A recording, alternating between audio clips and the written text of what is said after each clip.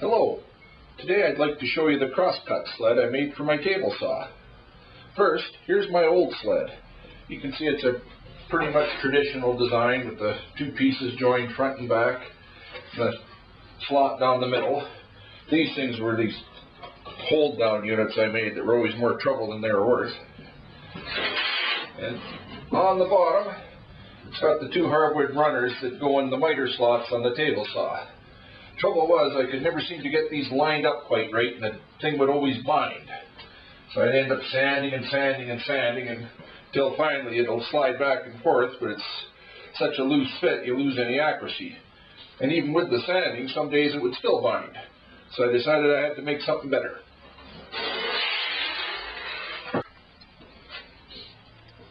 This is my new sled. Instead of the hardwood runners on the bottom, it's got this 3/4 inch slot down the middle here. Now over here, I have a piece of 3/4 inch square aluminum. And that's just going to fit right here in the space between the saw table and the extension. I slide that shut, and I got a couple of clamps I'll put underneath to keep it all tight. With the piece of aluminum in place, the sled just drops on like so. And the aluminum square stock provides this track for it to slide back and forth. The fence attaches to this board using screws from the underside. Same with the cross brace on the back. This other board attaches to them using carriage bolts and wing nuts. You can see here that I cut this hole so it was a groove. That allows me to adjust how tight the two pieces fit on this piece of aluminum. Down at this end, I made this support hook. When the sled is pulled all the way to the front of the saw, the hook hooks underneath the edge of the table. That supports the sled and whatever you're trying to cut so it doesn't fall off the front of the saw. The saw blade runs right along the edge of this board. That's because when I first cut this piece out, I used my piece of aluminum as a fence. Then I just ran a 1/4 sheet of 1/2 inch MDF through, and that gave me the exact width that I needed.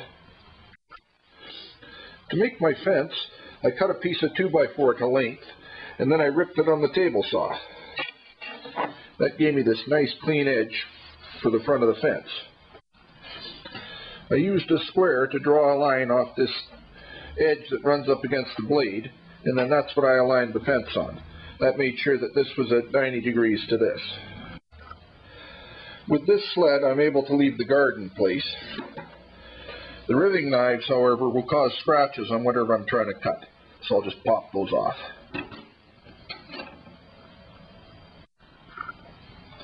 This side of the saw table is now a 1/2 inch lower than this side, so I just cut another piece of 1/2 inch MDF. I put a board on the back, and it can just drop in on the other end to make a nice flush surface. If I leave the guard on, I always have to have the blade set fairly high. That's because the end of the guard has to clear the fence. You can see I had to cut a little bit of a groove to accommodate that. On the fence, I marked a couple of red lines. That's to remind me that this is the area that I should never have my hands in. Down here on the end of the fence, I built a little guard. That was because when you make your cut, the edge of the blade just pokes out the back a little bit. So I like to have this little guard on there to keep it covered. Now I'm ready to make a cut. First things first, I'll put my safety glasses on. Here's a piece of 1/4 inch MDF. I'm just going to cut this piece off the end. I've drawn a line across. I put it in the sled, making sure the back edge is against the fence. And I line the line up on the edge of this board. That puts it in line with the blade. Let's walk over here and I'll turn the main power on.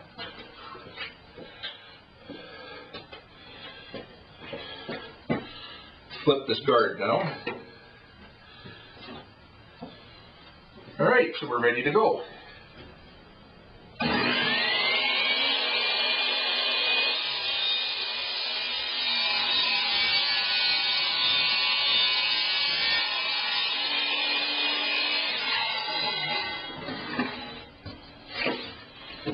And there we have it. Nice straight cut. Thanks for watching.